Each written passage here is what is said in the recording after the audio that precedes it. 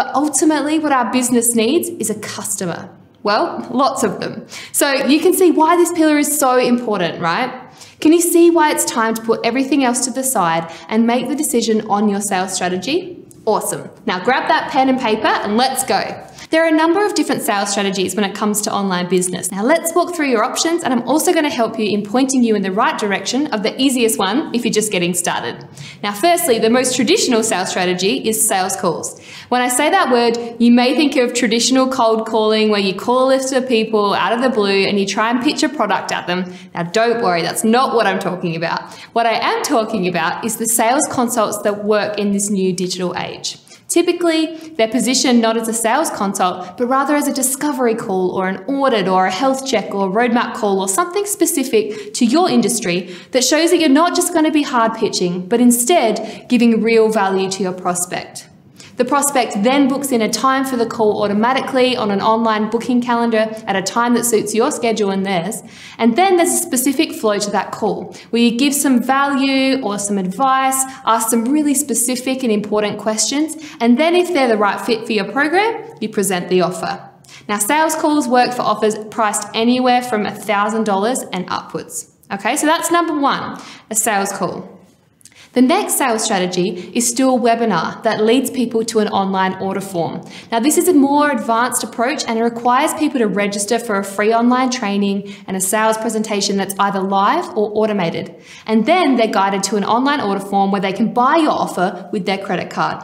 Now, this works well for any offers priced between $1,000 and $2,000. If your offer is over $2,000, you'll really need more time to build up trust one-on-one, and that's going to require a sales call for that. Now, the next sales strategy is to present the offer at a live event. Essentially, this is where you'll fill a virtual event like a workshop or a conference with lots of your ideal prospects, and then during the virtual event, you present your offer to them and give people the opportunity to buy. Now, while you need to have a really good sales presentation that is authentic and unique and high converting, it's usually a hot audience and people already know, like, and trust you by the end of the event. So that sales strategy has worked quite well for us here at The Doers Way too.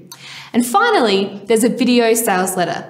Now, video sales letters, or VSLs, are short videos usually between 5 and 30 minutes long, where you record a sales presentation, sometimes face to camera like this, but usually a slide pack with you talking over the top of it.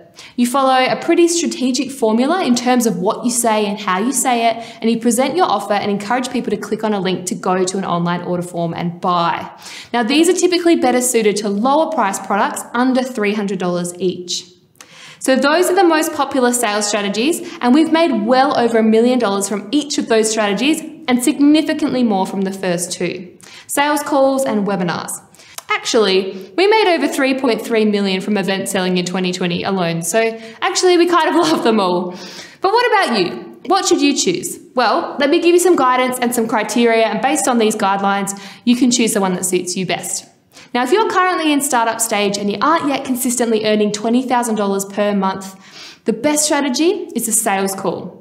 This is really personal, much more informal, and it doesn't require you to be a super strategic or experienced salesperson. There's still an important script that we recommend that you follow, but so long as you ask the 5 questions on that script and then present the offer the way that we teach, our ladies typically can practice and convert 1 in every 3 or 4 people that they talk to, which is super exciting. Plus, with that strategy, you can really sell an offer at any price point, so it's super flexible. If you're someone who's currently generating more than $20,000 a month in revenue, then that's a sign that you're a more experienced salesperson and you've proven that you know how to sell to your market. And if that's the case, I recommend the webinar, event, or VSL strategy. Basically, webinars are suitable if you like to embrace tech, as they're quite techy. Events are ideal if you're able to fill rooms with your existing list and your community so that you've got a hot, affordable audience to hear your sales strategy. And the VSL is great if you've got a lower price product and a warm list that you can share that video with. So where are you at? What are you thinking? At this point, your gut is no doubt leading you towards one of these sales strategies, so trust it and run with it based on the criteria that I just mentioned. I know that you're not completely equipped with every single step, like what to say on a sales call or in an event or a webinar or a VSL, but that's okay. There's a framework for that, and we have heaps of script examples.